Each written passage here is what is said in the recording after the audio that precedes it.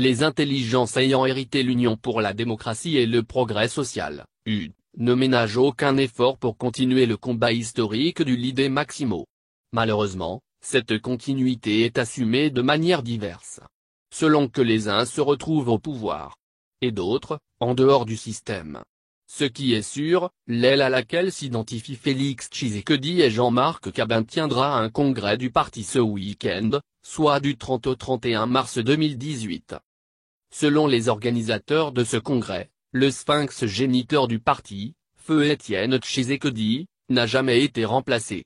Pour ce faire, loi du parti oblige, il est temps d'opérer le choix sur l'un des acolytes qui puisse le succéder valablement, en prenant la relève au niveau du zénith du parti. Tenez. Le camp UD/Tshibala et celui de Valentin Mubak ne soutiennent pas la convocation de ce congrès.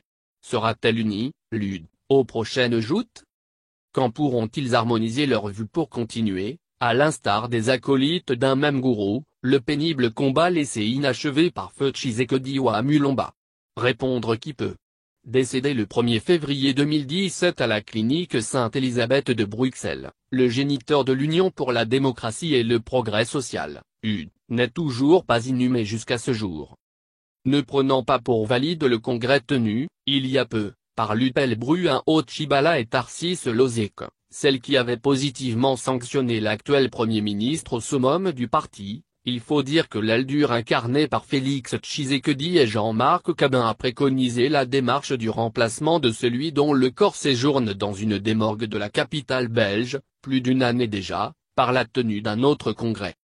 C'est ce week-end, en effet, que le congrès de l'UD/Limete se tiendra, en vue de la mise en place du président du parti.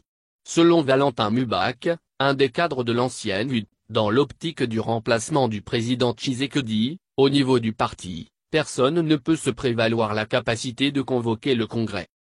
D'après lui, il est plutôt opportun de convoquer le conclave.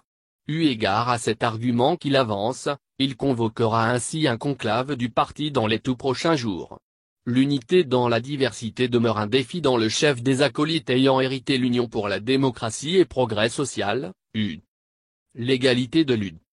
Il faut noter que depuis lundi 26 mars dernier, le ministère de l'Intérieur et Sécurité a déposé à la Commission électorale nationale indépendante, CENI, une liste de 599 partis politiques, qui seront sur la ligne de départ du rendez-vous électoral prochain, en vue de la conquête du pouvoir.